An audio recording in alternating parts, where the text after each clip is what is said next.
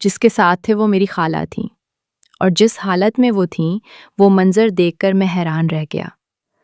میں خالہ کو غور سے دیکھنے لگا اور اس حالت میں وہ بہت خوبصورت لگ رہی تھیں۔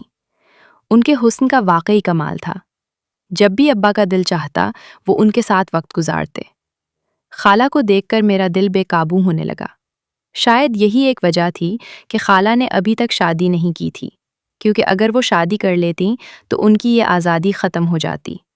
مجھے خالہ کا چہرہ صاف نظر نہیں آ رہا تھا، لیکن سامنے کا منظر دیکھ کر میرے اندر بے چینی بڑھتی جا رہی تھی۔ میں سوچنے لگا کہ اگر میں ابا کی جگہ ہوتا تو کیا ہوتا۔ یہ خیال آتے ہی میری خواہش اور بھی بڑھنے لگی۔ ابا نے خالہ کے ساتھ خوب وقت گزارا۔ جب خالہ تھک گئیں تو ابا الگ ہو گئے۔ خالہ نے اپنے کپڑے سنبھالے اور خود کو ٹھیک کرنے لگیں۔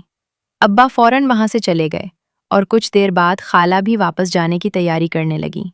میں بھی واپس آ گیا، لیکن اب میرا ارادہ پکا ہو چکا تھا کہ میں بھی خالہ کے ساتھ اسی کھیت میں وہی سب کروں گا جو ابا کرتے رہے تھے۔ میں پوری رات یہی سوچتا رہا اور مجھے نیند نہیں آئی۔ میں بہت خوش تھا کہ شاید مجھے بھی وہ چیز حاصل ہو جائے جس کے پیچھے نہ جانے کتنے لوگ ہوتے ہیں۔ اگلے دن میں اسی وقت کھیت کی طرف گیا۔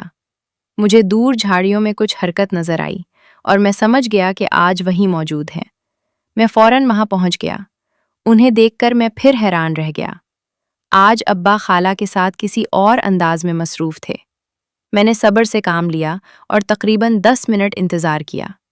10 منٹ بعد ابا وہاں سے جانے لگے، لیکن خالہ کچھ دیر کے لیے وہیں رک گئیں۔ جب ابا کھیت سے دور نکل گئے تو میں اچانک خالہ کے سامنے آ گیا۔ مجھے دیکھ کر خالہ گھبرا گئیں اور خود کو چھپانے کی کوشش کرنے لگیں، مگر میں نے انہیں ایسا کرنے نہیں دیا اور ان کے سامنے کھڑا ہو کر انہیں دیکھنے لگا۔ خالہ نے کہا کہ یہ بہت غلط حرکت ہے، مجھے یہاں نہیں آنا چاہیے تھا۔ یہ سن کر مجھے افسوس ہوا کہ وہی خالہ جو ابا کے ساتھ مل کر اپنی بہن کو دھوکہ دے رہی تھیں اب مجھے نصیحت کر رہی ہیں۔